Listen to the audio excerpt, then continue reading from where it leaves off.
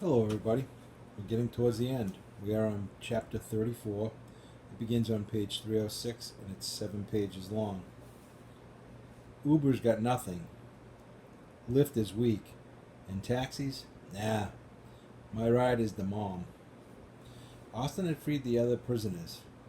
They looked like they had been dipped in a vat of glue and cotton swabs, but otherwise they seemed remarkably undamaged. Ellis Wakefield staggered around with his fists clenched, looking for something to punch. Cecil Markowitz, son of Hermes, sat on the ground trying to clean his sneakers with a deer's thigh bone. Austin, resourceful boy, had produced a canteen of water and was washing the Greek fire off of Kayla's face. Miranda Gardenia, the head counselor of Demeter, knelt by the place where the dryads had sacrificed themselves. She wept silently. Polly, the Pelicos, floated toward me. Like his partner, Pete, his lower half was all steam. From the waist up, he looked like a slimmer, more abused version of his Gaza buddy. His mud skin was cracked like a parched riverbed. His face was withered, as if every bit of moisture had been squeezed out of him. Looking at the damage Nero had done to him, I added a few more items to a mental list I was preparing. Ways to torture an emperor in the fields of punishment. You saved me, Polly, said with amazement. Bring it in. He threw his arms around me. His power was so diminished that his body heat did not kill me, but it did open up my sinuses quite well. You should get home, I said. Pete is worried, and you need to regain your strength. Oh, man. Polly wiped a steaming tear from his face. Yeah, I'm gone. But anything you ever need? If we steam cleaning, some PR work, a mud scrub, you name it. As he dissolved into mist, I called after him. And Polly.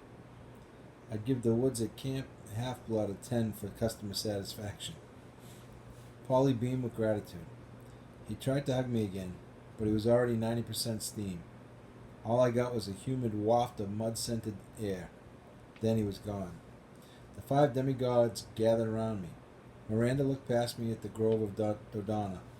Her eyes were still puffy from crying, but she had beautiful irises in the color of the new foliage. So, the voices I heard from the grove. It's really an oracle? Those trees can give us prophecies? I shivered thinking of the oak tree's limerick. Perhaps. Can I see? No, I said. Not until we understand the place better. I had already lost one daughter of Demeter today. I didn't intend to lose another. I don't get it, Ellis grumbled. You're Apollo. Like the Apollo. I'm afraid so. It's a long story. Oh, God. Kayla scanned the clearing. I thought I heard Meg's voice earlier. Did I dream that? Was she with you? Is she okay? The others looked at me for an explanation. Their expressions were so fragile and tentative, I decided I couldn't break down in front of them. She's alive, I managed. She had to leave. What? Kayla asked. Why? Nero, I said. She went after Nero. Hold up. Austin raised his fingers like goalposts. When you say Nero, I did my best to explain how the Mad Emperor had captured them. They deserved to know. As I recounted the story, Nero's words kept replaying in my mind. My wrecking crew will be here any minute. Once Camp Half-Blood is destroyed, I'll make it my new front lawn. I wanted to think this was just bluster. Nero had always loved threats and grandiose statements. Unlike me, he was a terrible poet. He used flowery language like every sentence was a pungent bouquet of metaphors. Oh, that's another good one. Jotting that one down. Why had he kept checking his watch? And what wrecking crew could he have been talking about? I had a flashback to my dream of the sun bus. I had a dream of the sun bus careening toward a giant bronze face. I felt like I was free falling again. Nero's plan became horribly clear. After dividing the few demagogues defending the camp, he had meant to burn this grove. But that was only part of his attack. Oh, gods, I said. The Colossus. The five demigods shifted uneasily. What what Colossus? Kalar asked. You mean the Colossus of Rhodes? No, I said. The Colossus Neronis. Cecil scratched his head. The Colossus Neurotic? Ellis Wakefield snorted. You're a Colossus Neurotic, Markowitz. Apollo's talking about the big replica of Nero that stood outside the amphitheater in Rome, right? I'm afraid so, I said. While we're standing here, Nero is going to try to destroy Camp Half-Blood, and the Colossus will be his wrecking crew. Miranda flinched. You mean a giant statue is about to stomp on camp? I thought the Colossus was destroyed centuries ago. Ellis frowned. Supposedly, so was the Athena Parthenos. Now it's sitting on top of Half-Blood Hill. The other's expression turned grim. When a child of Ares makes a valid point, you know the situation is serious. Speaking of Athena, Austin picked some incendiary fluff off his shoulder. Won't the statue protect us? I mean, that's what she's there for, right? She will try, I guess, but you must understand, the Athena Parthenos draws her power from her followers. The more demigods under her care, the more formidable her magic. And right now, the camp is practically empty, Miranda finished. Not only that, I said, but the Athena Parthenos is roughly 40 feet tall, if memory serves. Nero's Colossus was more than twice that.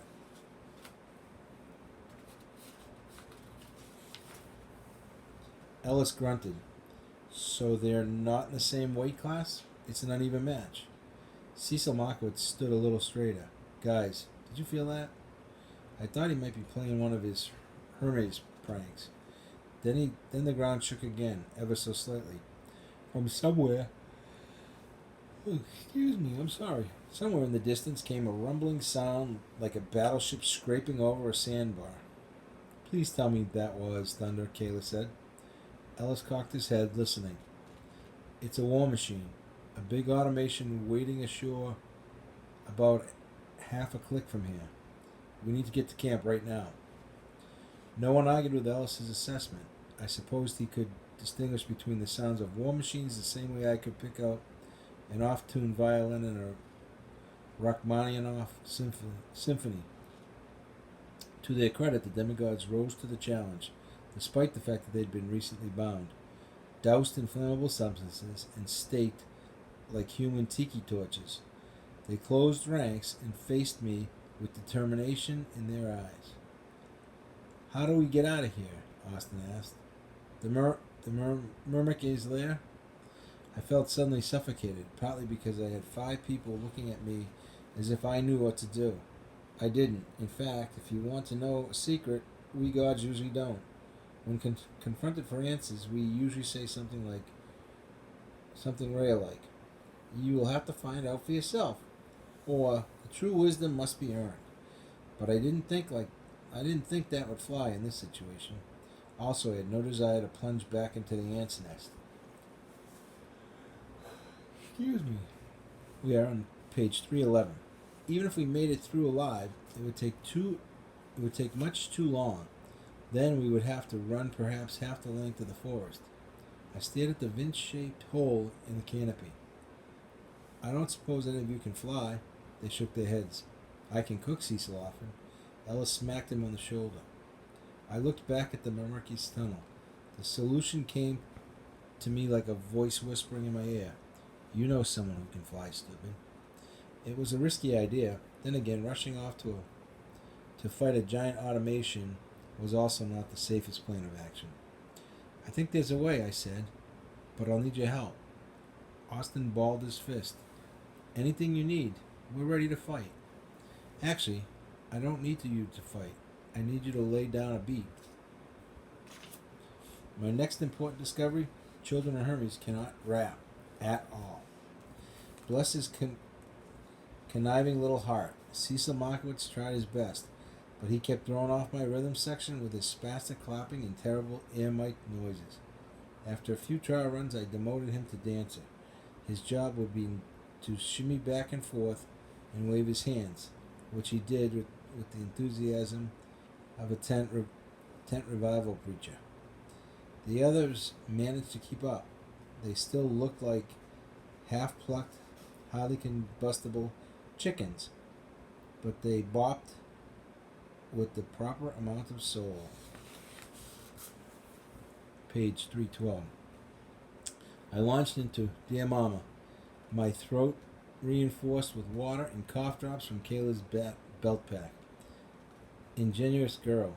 Who brings cough drops on a three-legged death race? I sang directly into the mouth of the Mermerke's tunnel, trusting the acoustics to carry my message. We did not have to wait long. The earth began to rumble beneath our feet. I kept singing. I had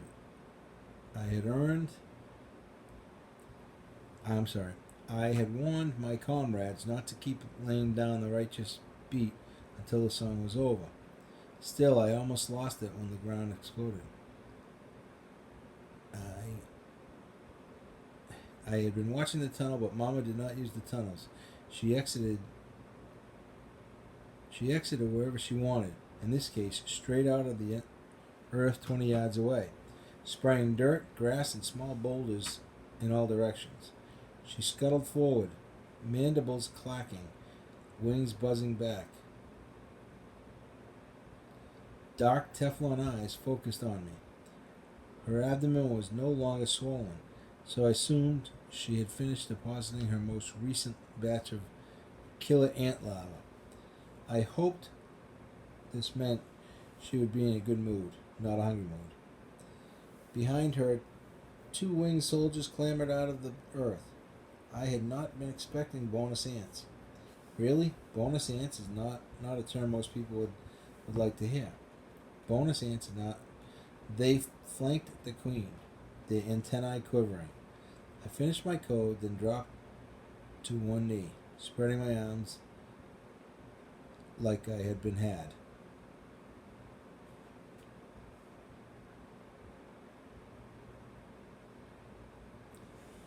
Spreading my arms as I had before. Sorry. Mama, I said, we need a ride. My logic was this.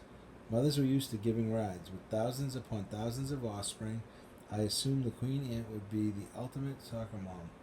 And indeed, Mama grabbed me with her mandibles and tossed me over her head.